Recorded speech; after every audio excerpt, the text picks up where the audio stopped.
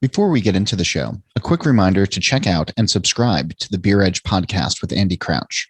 Each week, he's doing deep dives into breweries, talking with journalists covering the beer space, and unpacking a lot of what makes the beer industry so interesting.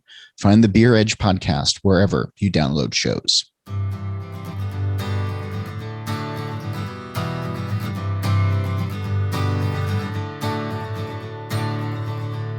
Welcome to Drink Beer, Think Beer, the podcast that gets to the bottom of every pint. I'm John Holl, and this week I'm talking about fermentation, kombucha, and more with Pete Halupka of Harvest Roots. But first, an invitation to check out beeredge.com for articles, to sign up for the newsletter, and more. And also a reminder to go and check out the This Week in Rauch Beer Facebook page and follow TW Rauch Beer on Twitter and Instagram for all kinds of smoked beer goodness. And we're able to bring you this show each week thanks to our sponsors, including NZ Hops, a cooperative of master growers whose legend and cultivars have been handcrafted for over 150 years with creativity and passion to produce some of the world's finest hops. With a dedicated hop breeding program and farming knowledge handed down through the generations, the current day master growers proudly provide 18 unique New Zealand hop varieties to the world. Visit nzhops.co.nz or find them on Instagram, Facebook, or LinkedIn at NZHops Ltd to learn more. If you're a regular listener of this show, you might recall that a few weeks back I was in Nashville for Funk Fest, an event put on by Yazoo Brewing and Embrace the Funk. And when I was there, I participated in a few live discussions with brewers and spent a delightful 45 minutes with Pete Halupka. He's the co-founder of Harvest Roots Ferments in Alabama, and I wish we had recorded it. So, in an effort to recreate the magic, he's here this week via Zoom talking about fermentation and building his kombucha program. From breaking it down and dispelling myths, he's thoughtful and methodical about his approach, and he's seen the company grow while he's bringing new fans to the bar top. Here's our conversation. I'd love to know where your early fascination with kombucha began and how it led to you opening up your own place that focuses on the beverage. Yeah, absolutely. It actually started with my partner and business partner, Lindsay, co-owner here as well, essential facet of the business. She actually studied in Fiji and was an anthropology student there and was looking into the food and culture in a particular part of Fiji, and discovered this sort of, part of their life that maybe especially in the States, in the 90s, we weren't exposed to, which was in sustenance living, fermentation is an essential part of not only food preservation, but also nutrition, but also production of cultural beverages.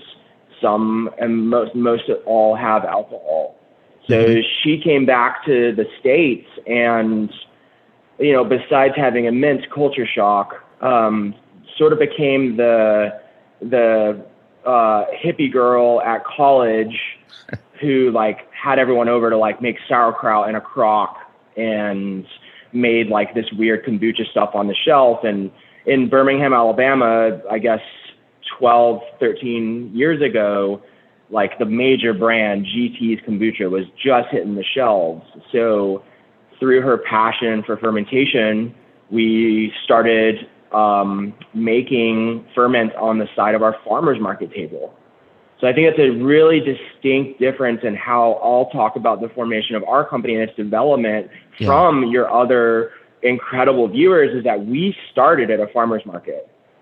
And that's because we were not only farming vegetables that no one wanted to buy and we weren't really that good at, but we had this very interesting product on the side of the table that our consumers let us know very quickly they wanted more of that than more crookneck squash. And so I'm painting the picture that Lindsay planted this seed. And so just so I'm clear on this, so the ferment that you had onto the side was kombucha, or it was sauerkraut, or it was just fermented? Both. Okay.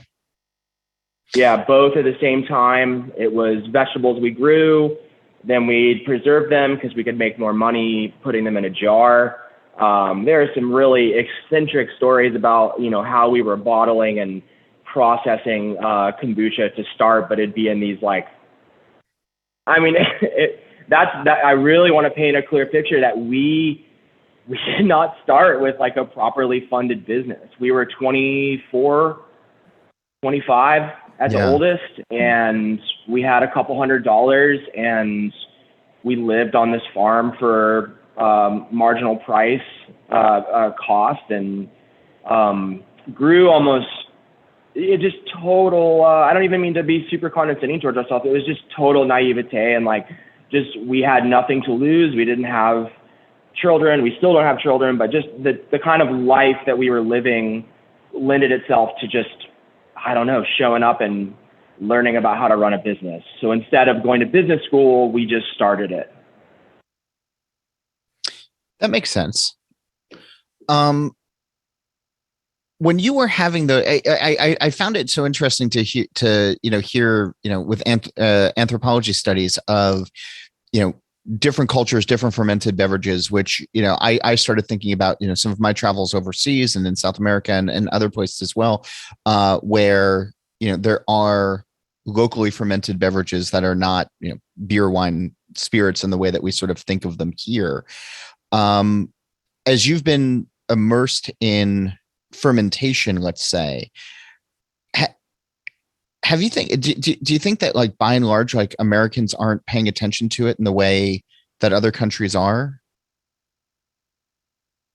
And fermentation in general? Yeah. I don't know if I'm phrasing the question the right way, but I totally understand your question. I think that has been nearly a 180 degree turn from when we started thinking about fermentation, and just how food has changed in a grocery store and how intimately involved we were in seeing that happen by selling in grocery stores, selling a quote unquote health product, health beverage, health tonic in a grocery store, seeing how words have changed and how patterns have changed. And also being in the South, seeing how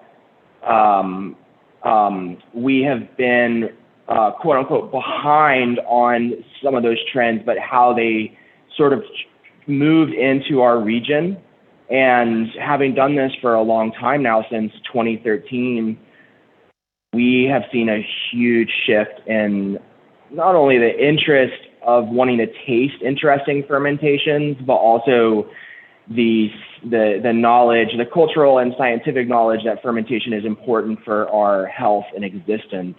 And to see that come into the South, but also understand as people who've lived in other regions of the country, I lived in New York City for 4 or 5 years, Chicago, but we also have plenty of friends and community in, for instance, in Berkeley.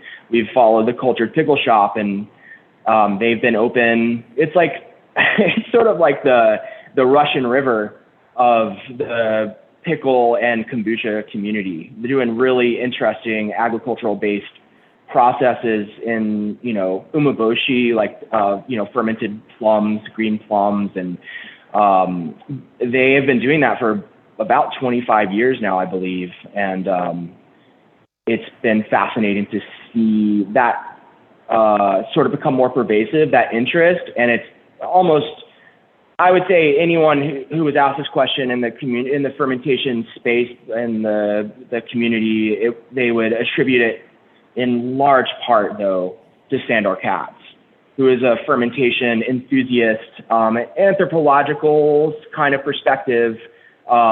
He's in Tennessee and really brought forth the sort of DIY culture of hey, you can do this in your house. He comes from a queer background of sort of agriculture and DIY culture, almost intersecting with punk culture. And that really brought it into the fold for a lot of people, I believe. So it came from, I can make this in a jug in my house, to I can start a business, or I can make a jug in my house of this stuff, and it makes me more passionate about other people doing it, which is a really cool thing about homebrew for beer as well. As you have your farm stand and as you're selling vegetables, but now you also have ferments on the side, did you notice a trend towards the kombucha? Because it sounds like you could have gone into other areas as well. And I know that you're still involved in fermentation in other areas as well, but Harvest Roots, I know as a kombucha company, was that born out of, that's where the farmer's market customer interest was most trained?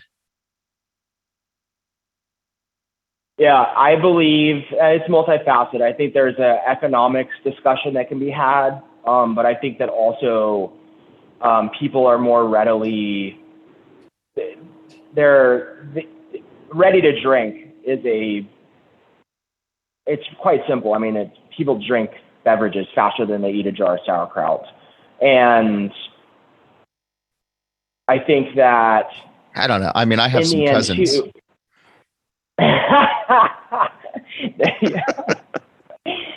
And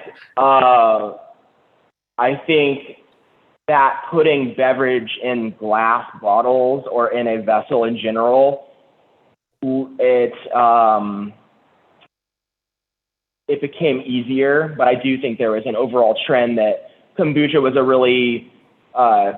it became a trend in a place like Whole Foods. So there was the numbers spoke for themselves, but vegetable fermentation was a really essential part of our business for many years. And I can expand on that as well.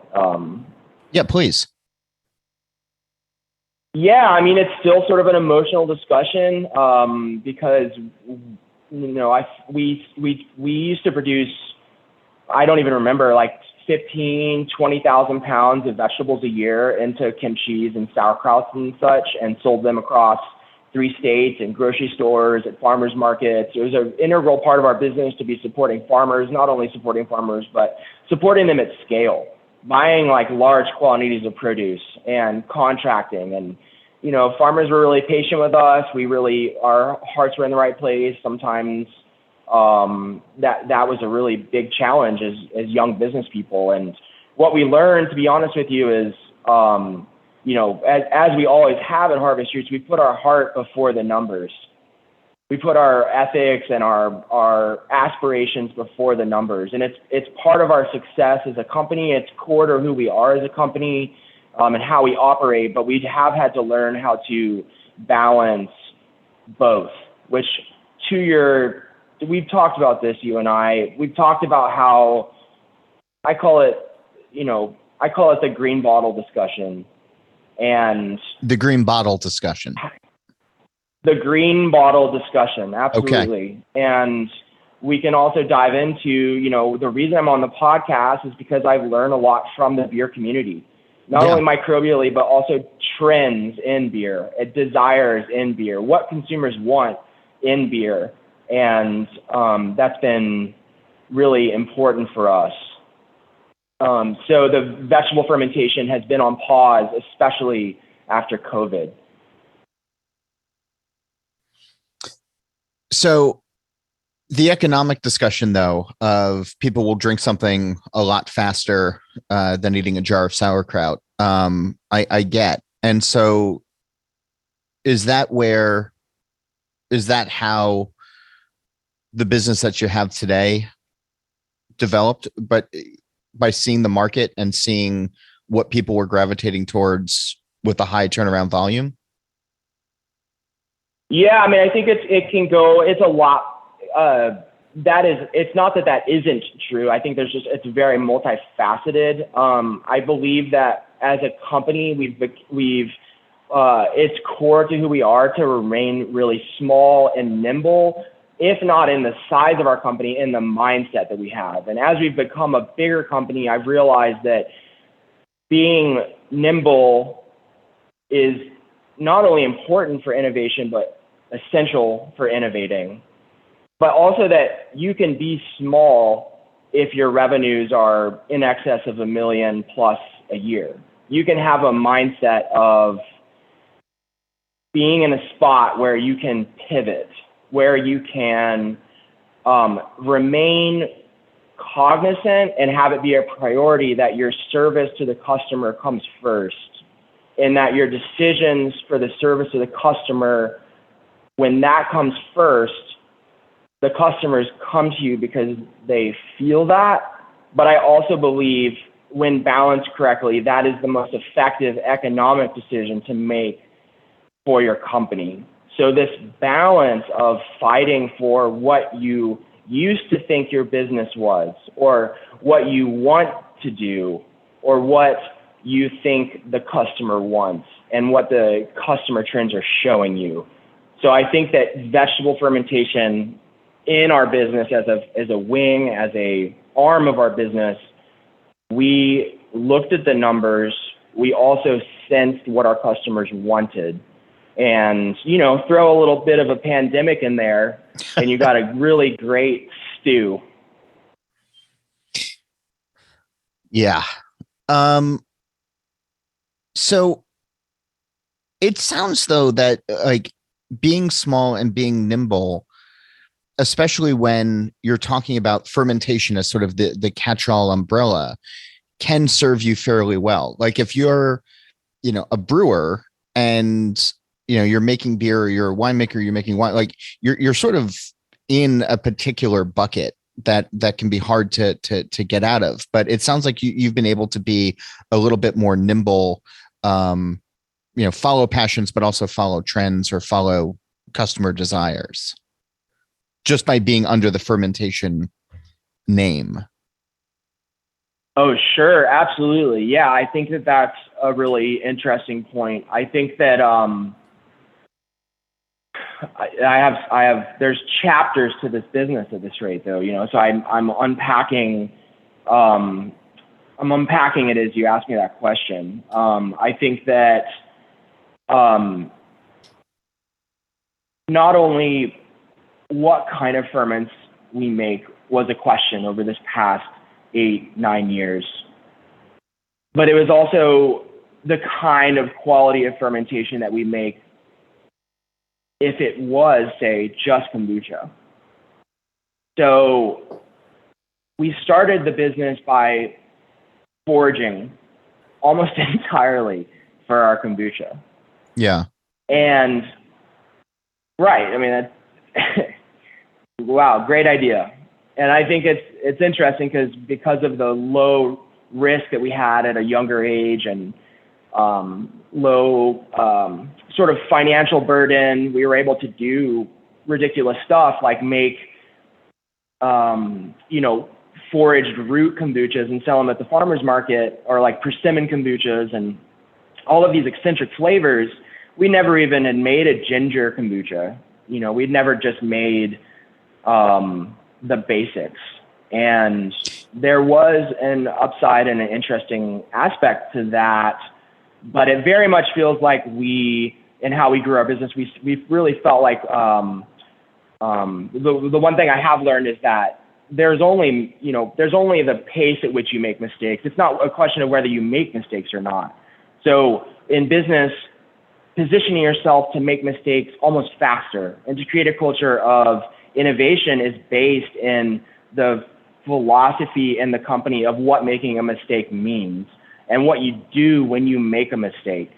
And that's where I become existential and on a fermentation related podcast about business, is that I think that quite possibly what's more interesting than how kombucha is made, which you can Google that, what's more interesting is how do we run fermentation businesses that thrive, are economically viable while serving the customers to the customer's pleasure, while not compromising the sort of goals that we had for even starting the business in the first place.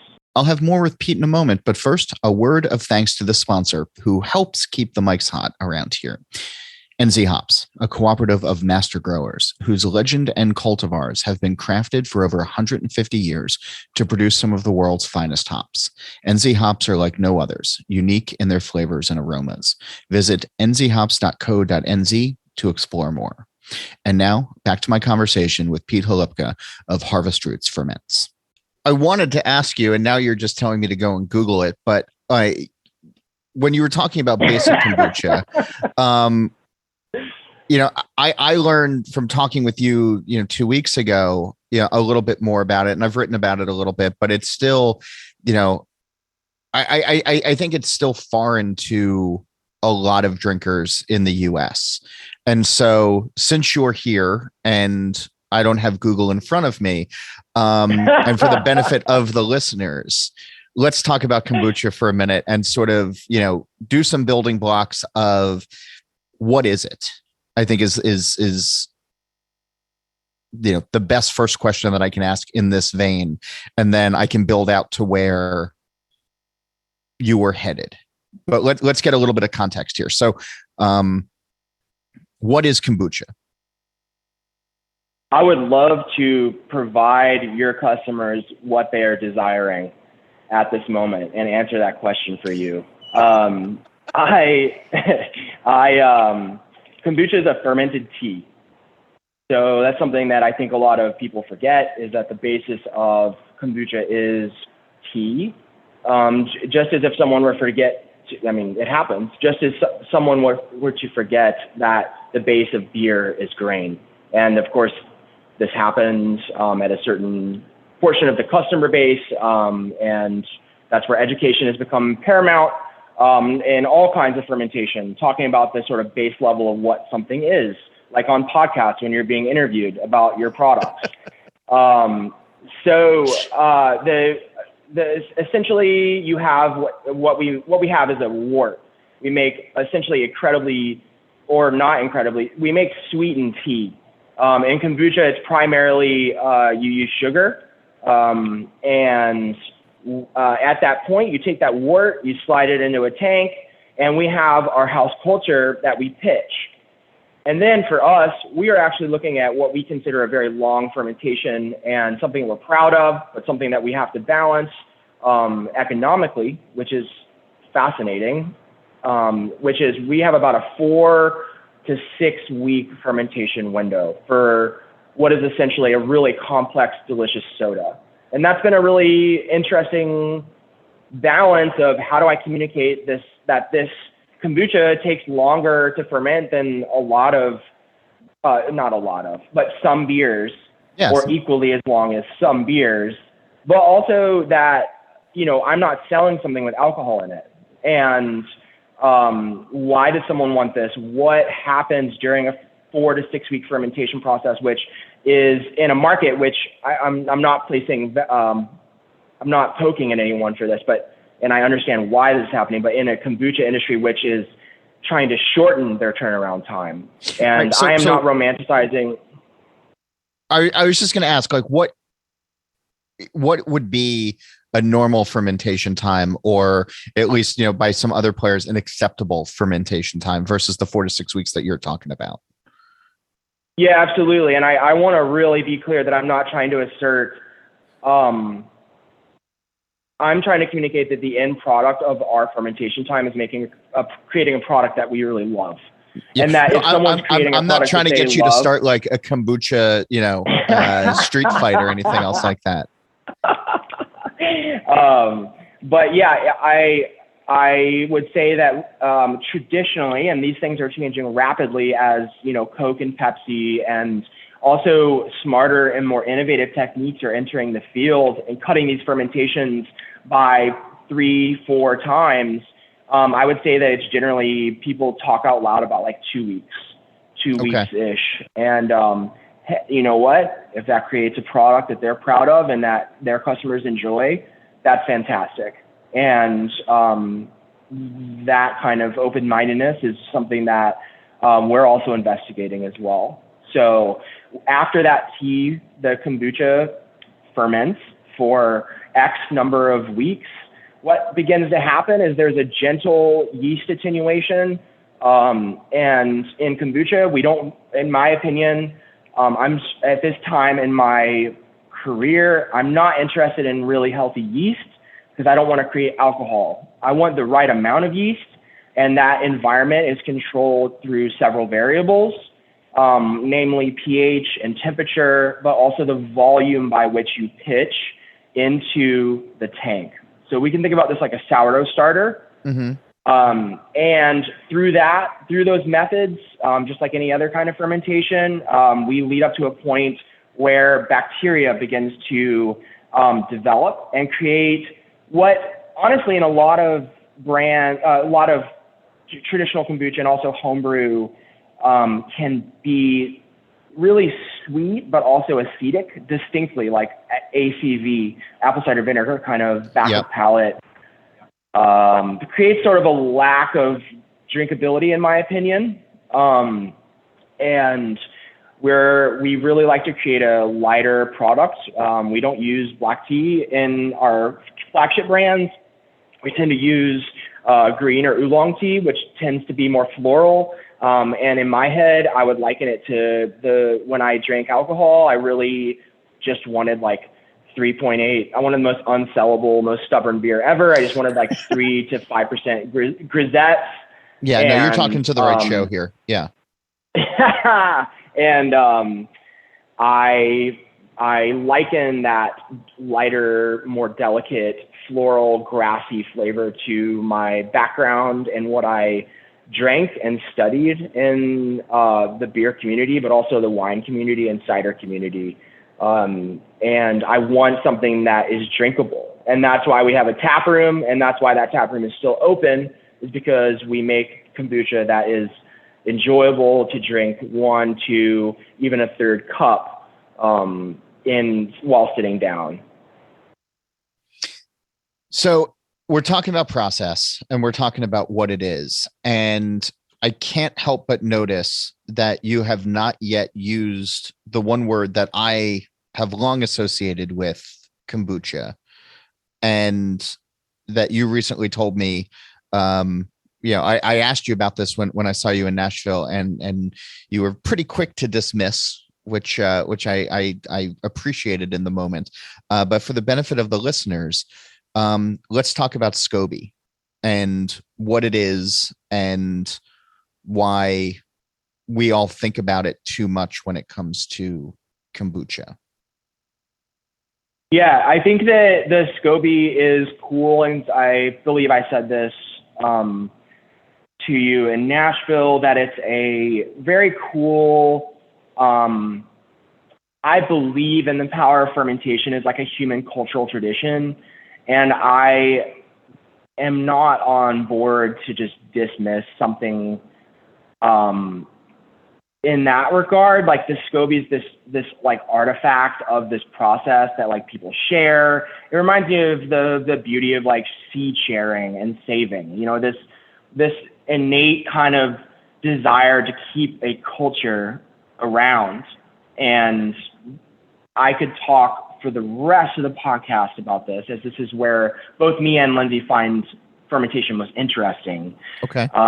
However, as of October 19th, 2021, 11:29 a.m., I am of the opinion that on a commercial level, the SCOBY doesn't do as much as the beautiful cultural association we have with it entails.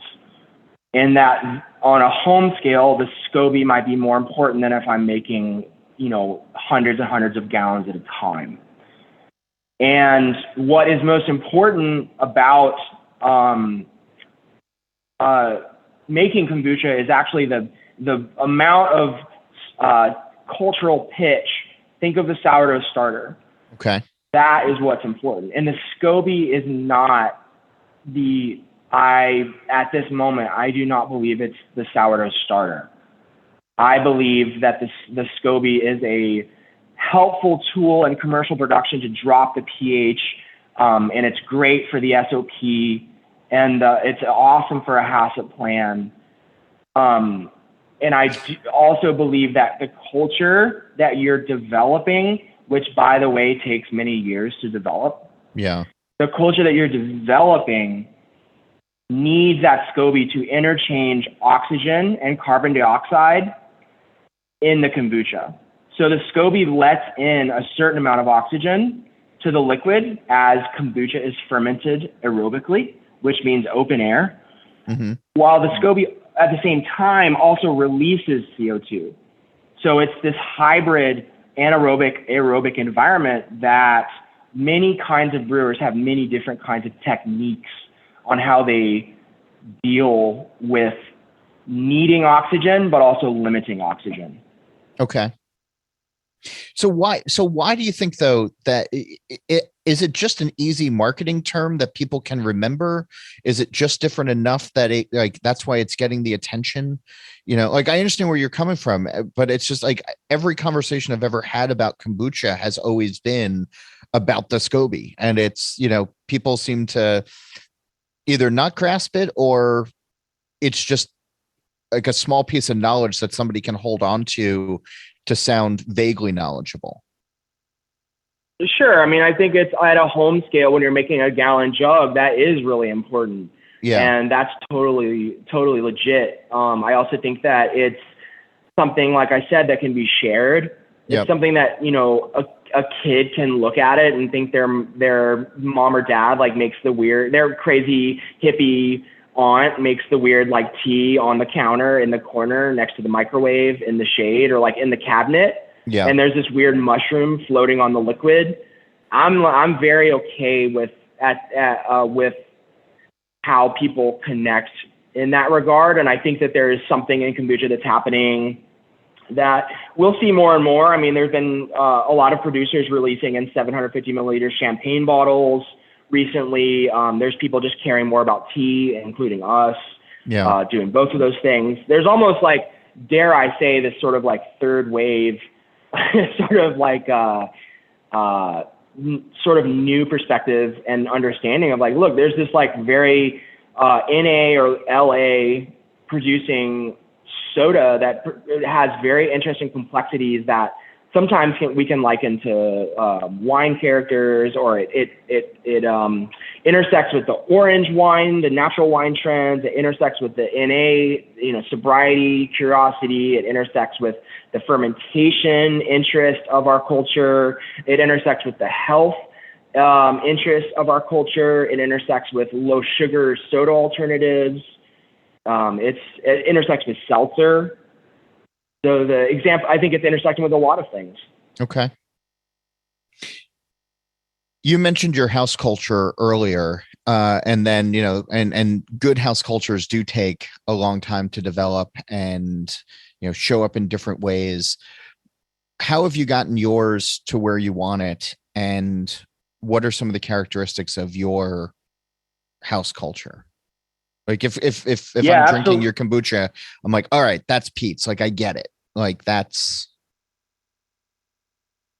I have some really supportive home beer fest beer nerd friends who flatter us when, like, you know, they say they can taste our culture. And it tends to be, especially because of the oolong tea that we use frequently. We make other kinds of tea fermentations like pu'ers and black teas, very, very cool, high quality teas. But our oolong tends to be this, like I said, this grassy, floral, almost grapey.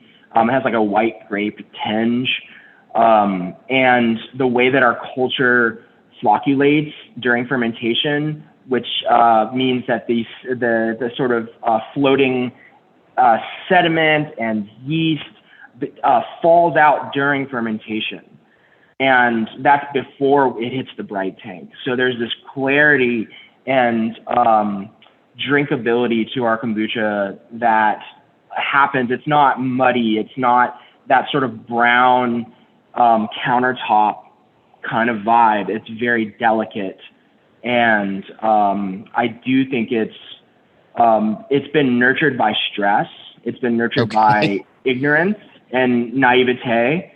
It's been nurtured by, you know, circumstance and not knowing any better, but it's also been nurtured by understanding. And, you know, possibly why I'm on this podcast is that that I understand how to manage a home, or I understand how to manage a culture because of my experience working in beer and also working on my homebrew and loving and being passionate about mixed culture fermentation. So the sort of, if anything, the characteristics that I wanted, I just chased them over the past many years, and it developed to be something that we really care about. Okay. So the other part of it too, and I was drinking a lot of your kombucha down in Nashville. You're saying you're not trying to do, just the basics, just like sort of like what's out there, and you had some really fun, and I dare say thoughtful flavor combinations that I imagine stand out on shelves, one, two, but sort of help me understand and sort of change the notion of what kombucha could be, or has been, at least in my mind. So can we talk about recipe development and, after you have your base, what you start, where your creativity takes you and ultimately leads you?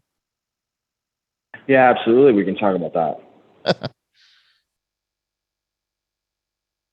Well, so, where does it start? So we have what is primarily our flagship base. And, once again, I came to kombucha with like, man, this is my blendery. This is my IBC tote that I'm receiving. And I'm blending this down. So one of the things about our product is we blend almost every batch, not every batch, but when it needs blending, we blend it because every tank tastes different. And that obviously comes from my interest in beer and my interest in the beer community and drinking lambic and drinking mixed culture ales. But yeah, just the fact that creates a product that's greater than the sum of its parts. And that's the first start. So, I think caring about the tea that we use is essential for creating the product that we want.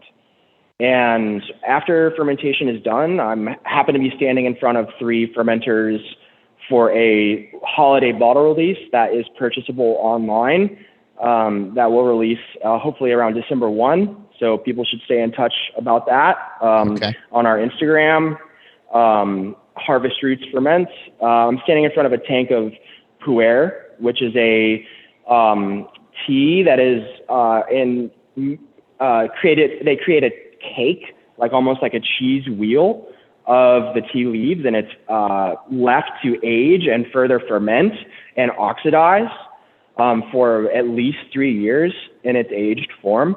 And so a lot of times I am tasting, I don't know what that's going to taste like because it's off of a 400-plus-year-old tea tree, and I want to taste what fermentation creates in that process. Now, that's more of a luxurious process for me at this rate, and more of a responding to the product kind of thing. But in the other parts of the company where I'm using our base oolong or green teas, I'm responding a lot to just agricultural abundance from our farmers, from the markets. So the seasonal sort of rotations, like we just made a golden beet kombucha with the juice of baby ginger as well as the ginger stems itself. So those are both from our friends. So there's the agricultural response, but then also the sort of curiosity about, how best do I apply for good for this podcast? How best do I apply hops to the process? Yeah. So we're pretty well known for dry hopping our kombucha here. And yeah, that actually took a little bit longer to figure out than I thought it would. It wasn't as simple as just putting hops at the end of fermentation. Where'd you land on it with that? Like what were the trial and errors and what were the flavors? Like if you were just adding them at the end, like a dry hop, how were those flavors not what you wanted them to be? Yeah, I think that the first thing I did was like, okay, what point can I dry hop kombucha at? And like our hops, are the 1,000+ year history of hops accurate? Are they antimicrobial, antibacterial? And they're like, oh, okay, like, yeah, wow, that just like halted my kombucha totally. So yes, that is accurate, and they do have that attribute. So I had to figure out how to. At first, it was almost this kind of game, like, okay, like people were putting I don't even know what it is nowadays, 4 pounds a barrel of hops, 8. I mean, what is it at now? I've seen it a little bit more than that. Okay, cool. I talked to some guys who were doing 13 pounds, but that's so dope. They can afford that. I don't think they could. I think it's I think that was a one-off and maybe never again. That was a rent house in Arizona a couple of years ago for a beer festival. I actually remember that. I think it was from you, but yeah. So yeah, we're at probably about 1.5 pounds a barrel, and I wanted to taste how kombucha and how acidic kombucha would extract hop flavors. And I now have a process of, I've never actually said this out loud, but maybe it's sort of the only sort of idea that I sort of kept close to my chest this whole time. But I needed to create a different kind of environment for the hops, and then I have to move that environment over to the finished kombucha. And the conditions of the kombucha that I have to dry hop are different than that of the finished product that I blend them into. Okay. And that's informed by pH. That's informed by how much air they're exposed to. It's informed by how many hops I use. So we work up to like 3 pounds a barrel for hops at this rate. So our flagship, we have a core brand that is pretty, honestly, when it came out, it was funny because it was a direct response to beer. I wanted to make something, like I said, I'm very inspired by beer. I'm inspired by the dialogue. I think it's a great analog for us. And it's Galaxy, Citra, and Mosaic, which at the time was, it's from my heart and it's genuine, but there's a little bit of humor to it, which is like, also my art background. It's like, yes, I take myself very, very seriously, almost too seriously, but I never want to lose the humor, the sort of, the punchline in what I do as well. So you pay attention a lot to beer. And I was struck by something that you said earlier when you started talking about some of the big soda companies getting involved in kombucha. And it seems like you're running your own race where there are some well-established national brands out there. There are some other places. And I think that's what, by and large, most of us who are not regular kombucha drinkers are familiar with. As larger players get into it, does that make your job harder or easier? Or does it not matter to you what they're doing? I think that I have to really and honestly do both. I know that's, I really have to. I mean, I think that we cared way more before we had a retail storefront opportunity because we were competing on those very shelves. But I just feel like I sort of did also, Lindsay and I had to like tuck our heads down, put our shoulder down and just like, okay, if people don't want to drink this, that means it's not good enough. And that's where we start. It's like if we make something so good that no one can not drink it, then nothing else matters. And that's like a very important mindset that I uphold. I don't just take it personally that our sales are low. I'm like, well, what are they not getting?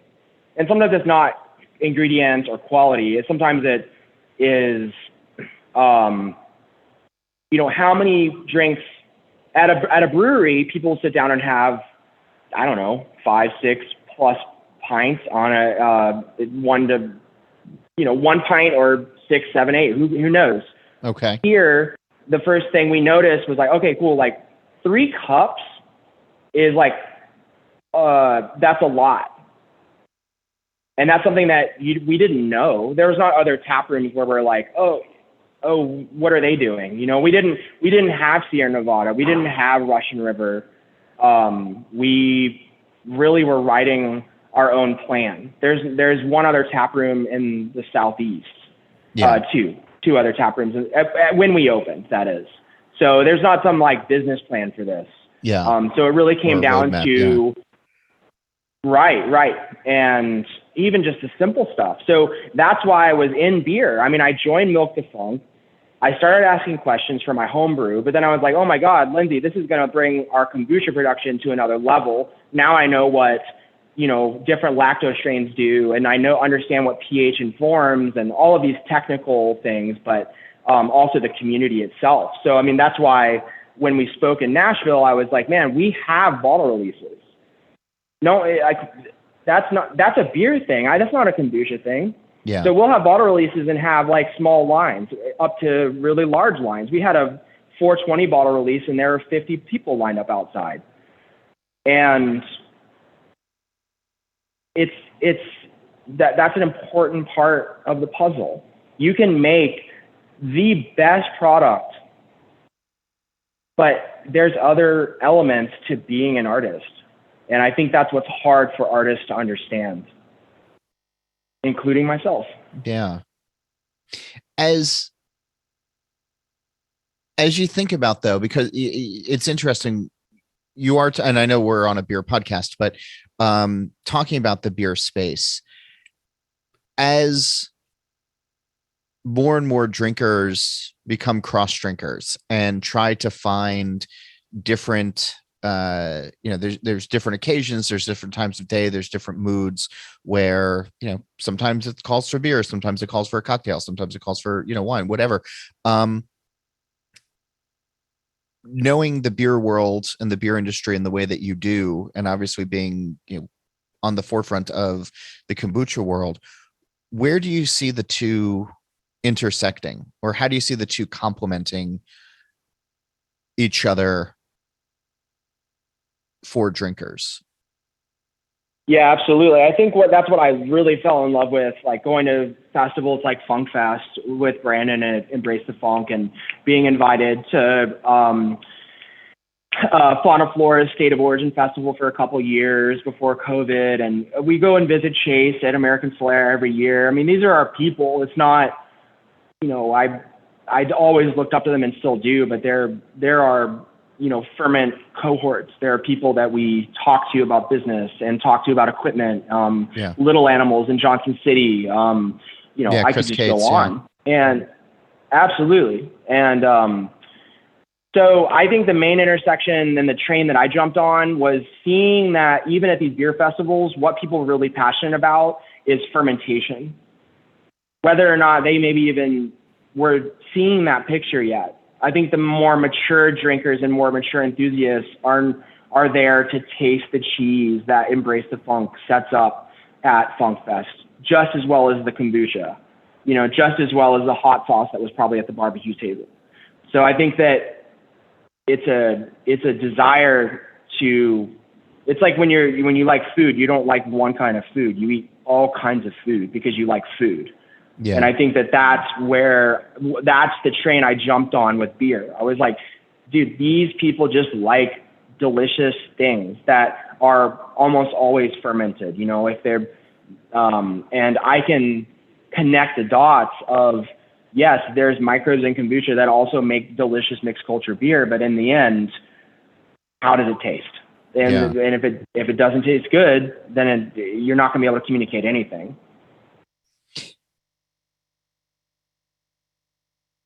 We were talking about this a little bit, of how you can get new people to join the fold. And I'm hoping that everybody who's listening to this is now going to be curious, if they haven't been already, about, trying kombuchas, specifically yours. But when you have to have those conversations for education, when you're looking to, try to get somebody to taste it for the first time and experience it for the first time, how do you walk them through that? Especially now that you have a tap room, where you can be face to face with people. I'm thinking back to like when I first started drinking beer, my 21st birthday, I walked into a local brewery, had an IPA because that's what was recommended to me. And I choked it down because I didn't understand hops or bitterness or anything. And, now I love West Coast IPA, but, it took a little bit of a leap of faith for me. And also, the help of the bartender to start to begin that understanding. So when it comes to kombucha, I guess, how do you have that conversation? Yeah, I think that there's the first rule we have for our customer service, which we have unparalleled levels of customer service up front. It is a core tenet of our company, and anything less than perfection is frowned upon. And I'm not kidding. It's very important for us because customers keep this business open. Customers provide us the opportunity to continue doing this weird shit that we do. And we really try and remind our team that all the time, and remind ourselves that as well. But that being said, honestly, the first thing, ironically, is that we're not over here, we're not ministering this. We're not evangelicals. And we're not going to beat anyone over the head that they have to or should like this. But we teach and educate our team to find that one moment. And after years of kissing babies, shaking hands at the market, Lindsay and I are absolute experts in understanding almost the patterns of thought. It's our natural state at this rate. Like, oh, I've never had kombucha, and it's a 65-year-old man from rural Alabama.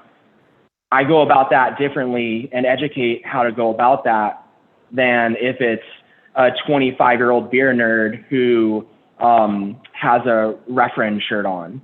And shout out Referend Beer Blendery.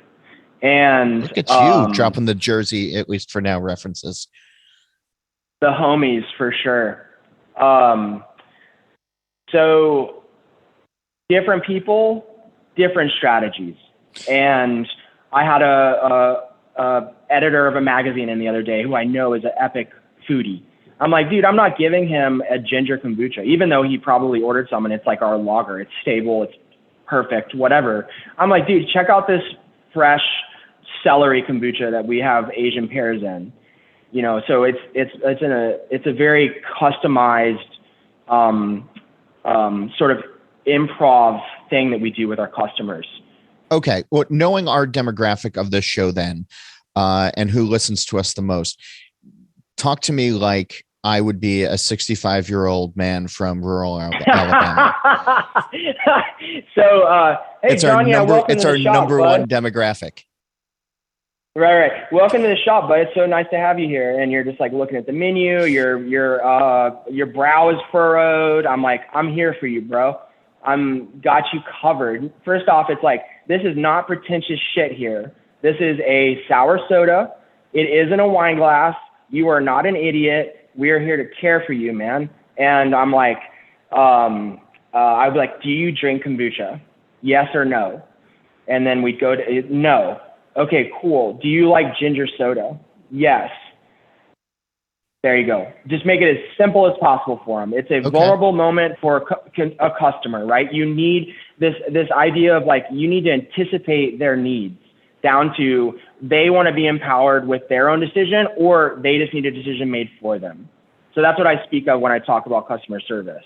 You need to vibe on what they want from the moment. And yes, I drink kombucha. Okay, what kind of kombucha do you drink? Oh, the green one at Whole Foods. I'm like, GT's. The green spirulina one, they're like, oh, that's it. I'm like, absolutely. I know every kombucha at the grocery store, and I taste them all the time because I need to know what you're drinking to be able to sell you my product. So, okay, cool. You like that kombucha? Yeah, absolutely. I'm like, okay, well, you're in luck. This is all going to be delicious to you, or even better than your current kombucha drinking experience. Can I recommend one or two of our flagship flavors? Absolutely. Okay, cool. If you love ginger, you should get the ginger kombucha. We also have a really cool sort of NA pale ale kind of tart hoppy kombucha vibe, if you like that kind of thing. And then for our seasonal batches, we have these really cool reactions to our local farmers and some forage stuff. And we also have stuff with even hemp in it. And providing them, honestly, I wouldn't provide a third. That would be a mistake. I want to offer them 2 from each category of our menu and then work from there. So what's interesting to me, and I love that approach, right? Because you did just make it completely accessible as I'm listening to you, and friendly, and you use the word pretentious. And for some reason, I think kombucha, maybe it's the association with Whole Foods, or maybe it's the association as, a healthy alternative, or, you had to really sort of be in the know to get it, or, to understand it, I mean, or at least that was sort of the way that it was presented to me early on. Removing some of that and making it much more accessible. Is there a potential for the category to grow beyond where it is now? Yeah, I think there's potential to grow. I try not to focus on that anymore. I just don't. I don't even necessarily mean like your specific business, but just like kombucha in general. Yeah, it's still growing. It's growing rapidly, and I think that the demo is changing. I think that there's like more and more tap rooms opening. But I think that it's sort of, I've always been baffled by like, who the hell wanted, I don't do this 6 days a week for something to be an alternative. I don't do, and I do sometimes when I deploy it gracefully and with care, but I also tell people, I'm like, if you don't like what you choose, I'll just pour you another one, because I don't work. I care. We care here, and I guarantee you that you're gonna love what you order. And if you don't, I'll take care of you. And there is a sort of side of me. It's like I don't work 5-6 days a week on this to make it something that people don't want to drink. And I don't mean that in a smart ass way. I just genuinely mean we put our heart into it, and we care. We're artisan fermenters. We're people who love food.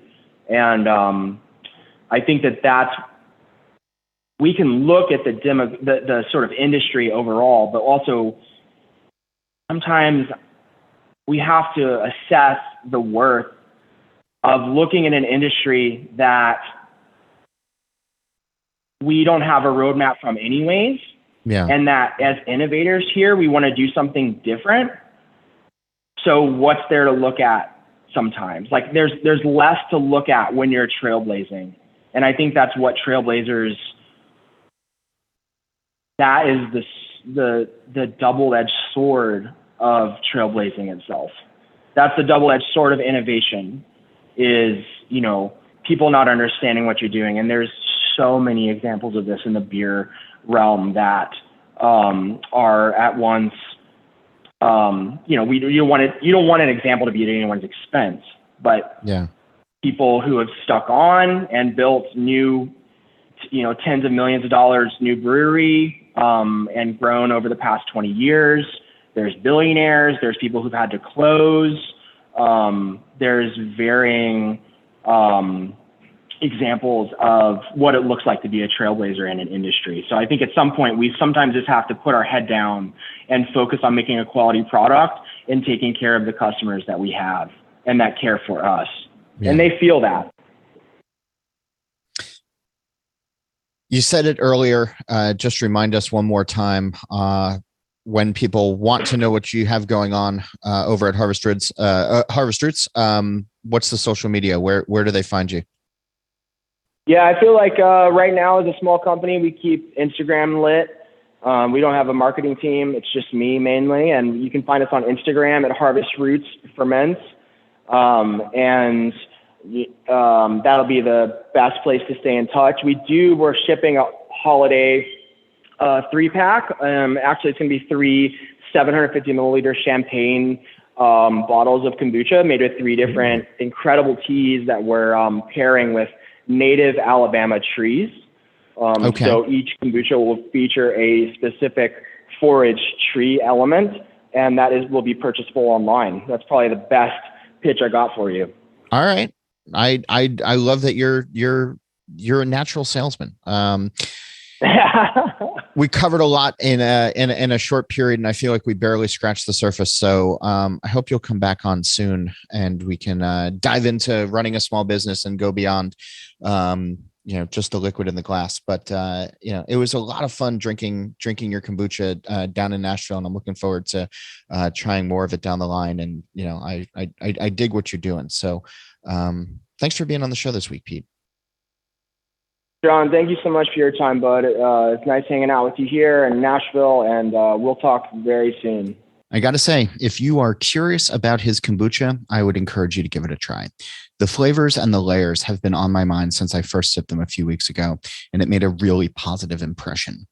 Are you drinking kombucha? What else besides beer is in your glass these days? You can email me and tell me. I'm at John Holl. It's JOHNHOLL at beeredge.com, or you can talk with me on Twitter at John_Holl. And of course, Beer Edge is all over social media most of the time at the Beer Edge. And if you love smoked beers, and of course you do, a reminder to check out the This Week in Rauch Beer group on Facebook, or you can follow us on Twitter and Instagram at TW Rauch Beer. And if you're interested in advertising, please reach out to Liz Melby. She's at liz@beeredge.com, and she'll let you know all of the information. And speaking of that, this episode was made possible by the support of NZ Hops, a cooperative of master growers whose legend and cultivars have been crafted for over 150 years with creativity and passion to produce some of the world's finest hops. With a dedicated hop breeding program and farming knowledge handed down through the generations, the current day master growers proudly provide 18 unique New Zealand hop varieties to the world. Visit nzhops.co.nz or find them on Instagram, Facebook, or LinkedIn at NZHops Ltd and learn more. One last reminder to go to beeredge.com to see all that we have going on, including the Beer Edge podcast hosted by Andy Crouch. And Steal This Beer is also a podcast that I'm on most weeks with new episodes every Monday. And of course, the BYO Nano podcast on the 15th of every month. If you're paying attention, yes, I did lose my space on the page for just a moment. But as for this show, Nate Schweber, he does the music, Jeff Quinn designed the logo, and I'm John Holl. New episodes release every Wednesday, and that's when I'm going to be back again to drink beer and to think beer.